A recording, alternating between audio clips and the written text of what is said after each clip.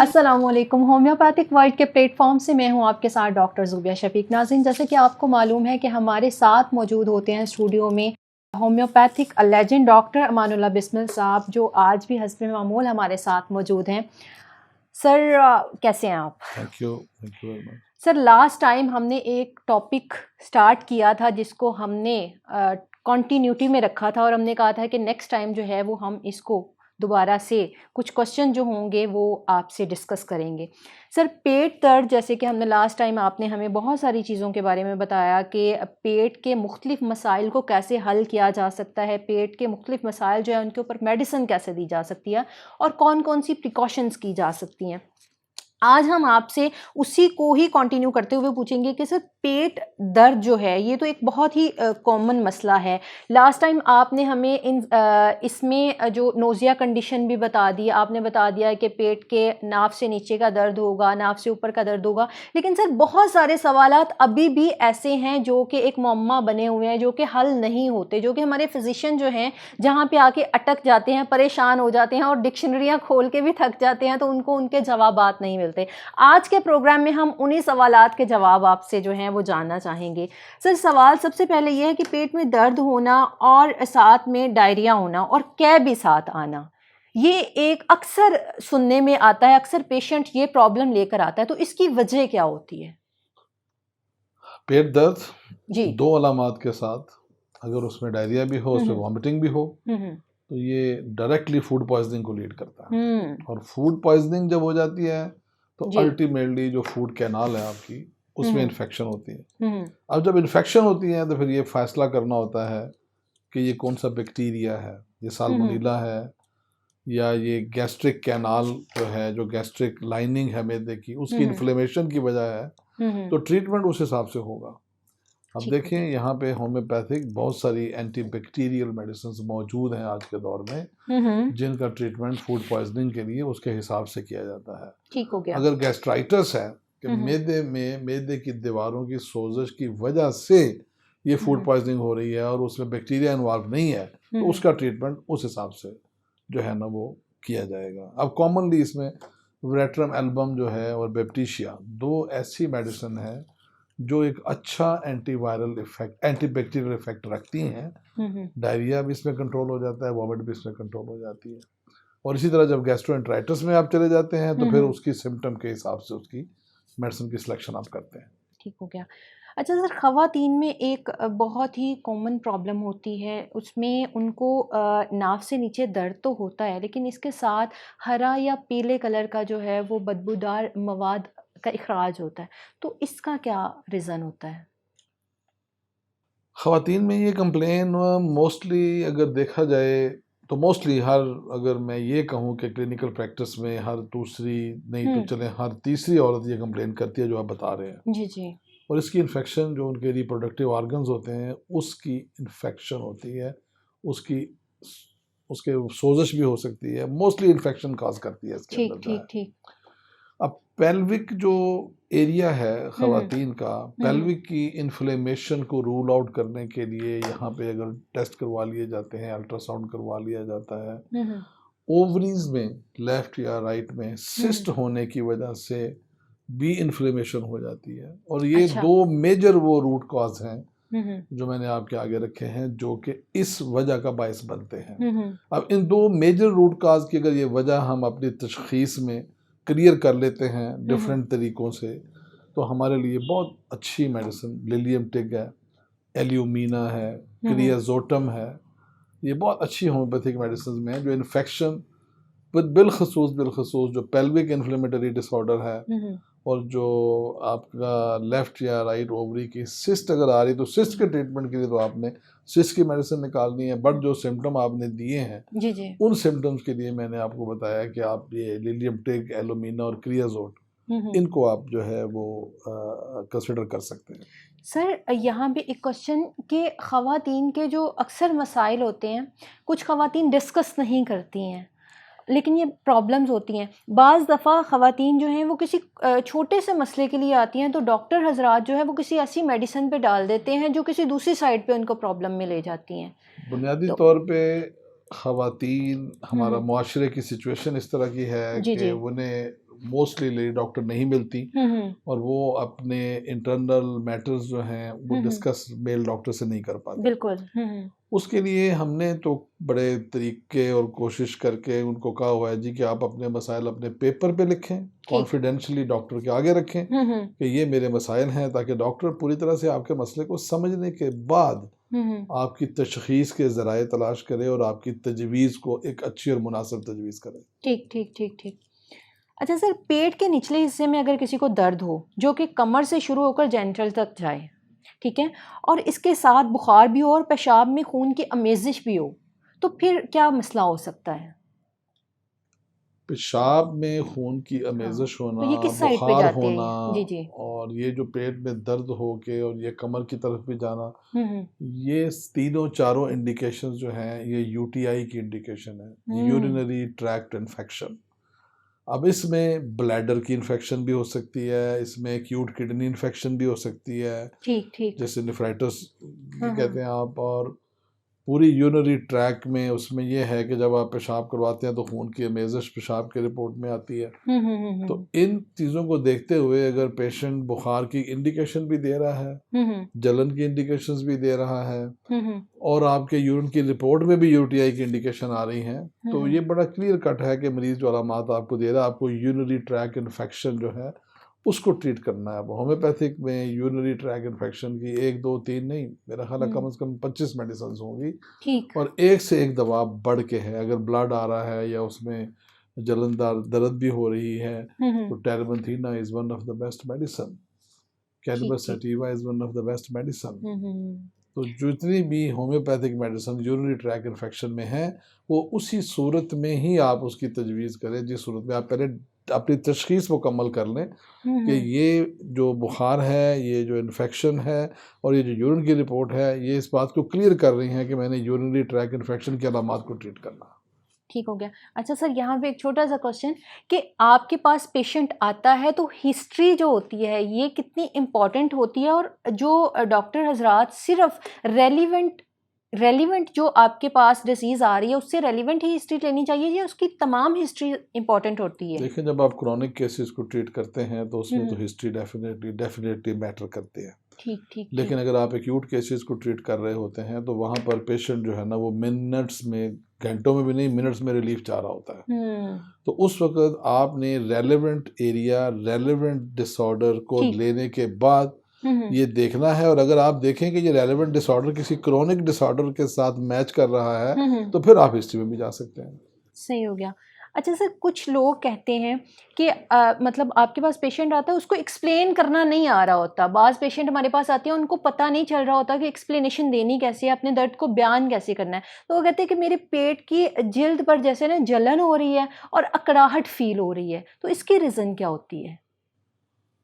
देखें, ये अगर मरीज़ एक्सप्लेन नहीं कर पा रहा और वो कह रहा है जी कि मुझे मेरे पेट की ऊपर वाली जिल्द पे जलन का एहसास है और मुझे उसमें पेन भी है, तो अब ये हमारे मुआल्लिज के पास या हमारे जो स्टूडेंट हैं वो भी इस बात को गौर से सुने कि उन्होंने इसकी तशखीस में जाना है कि पेट पर कोई सिर्फ जलन ही है या कि पेट को जब वो एग्जामिन कर रहे हैं उसके ऊपर कोई छाले से बने हुए हैं, उनमें पस पड़ी हुई है और वो छाले एक लाइन की शक्ल में पड़े हुए हैं जो सामने नाभ से शुरू होते हुए पीछे कमर की तरफ जा रहे हैं, या वो छाले गर्दन से शुरू होके पीछे बगल में से बाहर आ रहे हैं, या ख़वातीन में वो छाले जो है वो गर्दन से निकल के इधर कान के पीछे से होके सीधा नीचे ब्रेस्ट लाइनिंग की तरफ आ रहे हैं।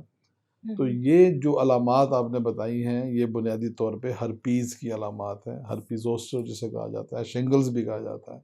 अब हर्पीज़ की होम्योपैथिक में बहुत ज़बरदस्त परफेक्ट मेडिसिन है जो पेन भी ठीक करती हैं, जो छाले भी ठीक करती हैं। इसमें कोई शक नहीं है कि हर्पीज़ की पेन जो है ना वो महीनों रहती है, लेकिन अगर उसकी तशखीस आपने कर ली है कि ये हर्पीज़ ही है और इसकी तकालीफ में ये अलामात हैं, तो सबसे बड़ी दवाई हर्पीज़ में जो मैंने अपने 40 ईयर की प्रैक्टिस में जितने केसेस आज तक किए हैं उसमें रेननकुलस बल्ब एक बहुत बड़ी मेडिसिन मानी जाती है।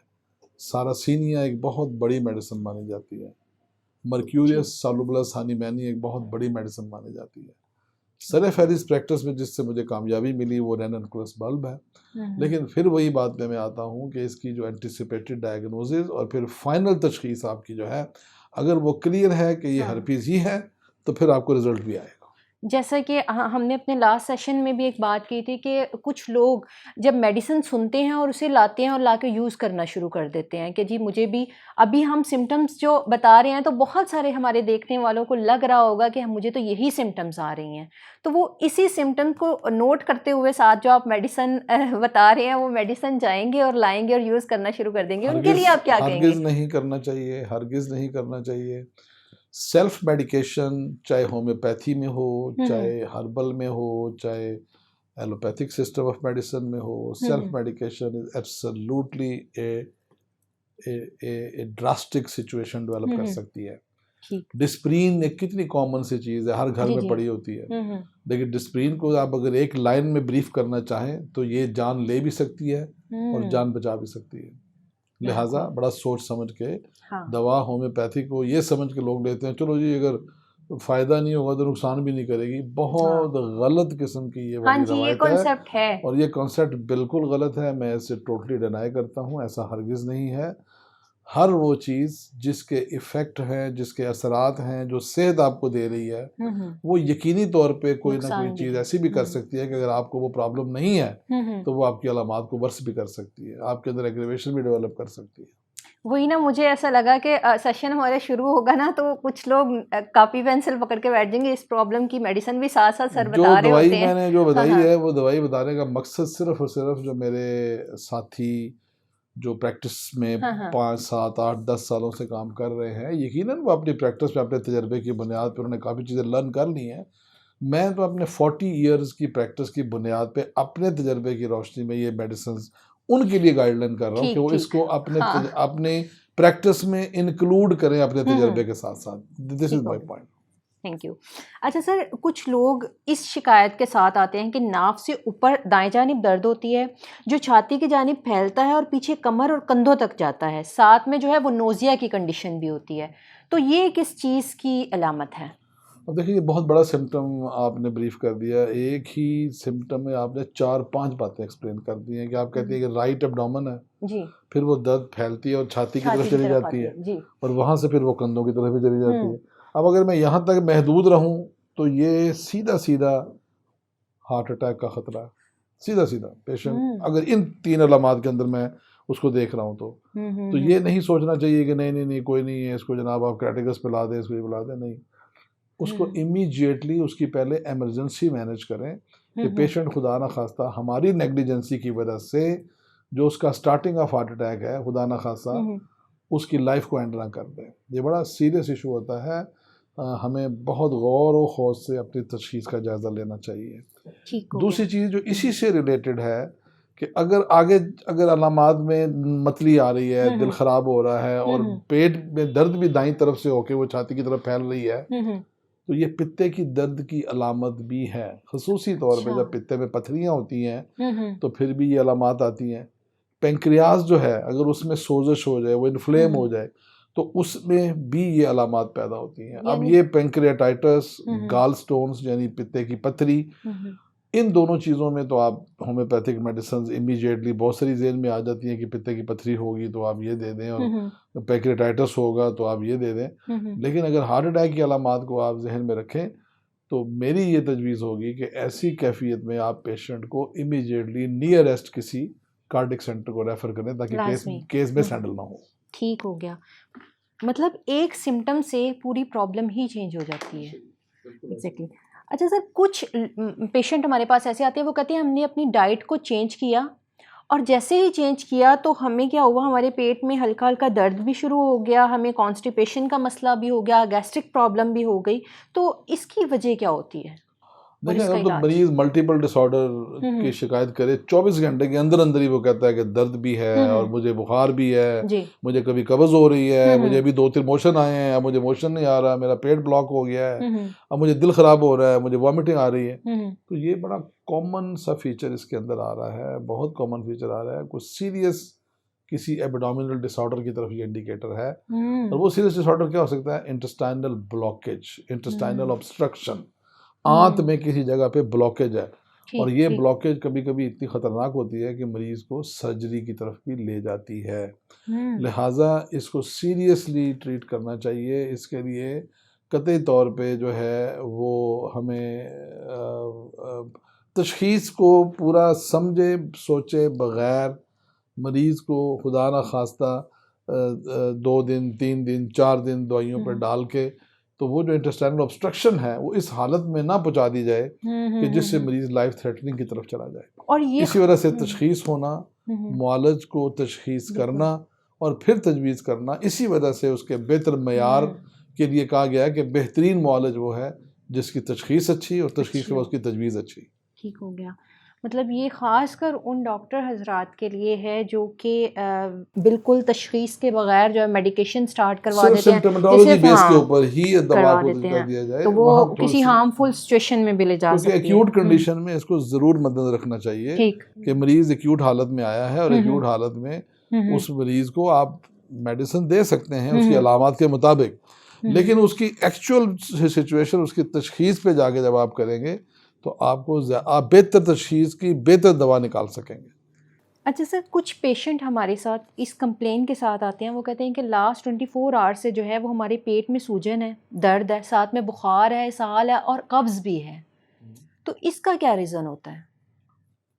ये मैंने शायद पीछे भी जिक्र किया है कि अगर तो 24 घंटे लगातार गुजर गए हैं, पेट में शदीद दर्द हो रही है और उसके साथ बुखार भी है, पेशेंट को छोटे छोटे बहाने आते हैं, लेकिन ये है कि वो कब्ज़ भी कहता है कि मुझे है, कहता है मुझे मतली भी होती है, दिल भी ख़राब होता है या क्या भी आ जाती है, तो ये बड़ा क्लियर इंडिकेटर होता है इंटेस्टाइनल ऑब्स्ट्रक्शन का। आंत में किसी जगह पे कोई ना कोई रुकावट खड़ी है जो ये अलामात पैदा कर रही है। लिहाजा इसको रूल आउट करना, इसकी प्रॉपर तशख़ीस करना बेहद ज़रूरी है। ये नहीं मैं कह रहा कि पेशेंट को आपने मेडिसिन नहीं देनी, मुआलज अपनी समझ के मुताबिक एमरजेंसी अलामात की रोशनी में दवा की तजवीज़ कर दे, बट इंटेस्टाइनल ऑब्स्ट्रक्शन को इन अलामात की रोशनी में एक्सक्लूड ना करे ताकि पेशेंट जो है वो किसी जो है वो इरिवर्सिबल कंडीशन में ना चला जाए, ताकि उसको प्रॉपर तशख़ीस और प्रॉपर तजवीज़ मिल सके। ठीक।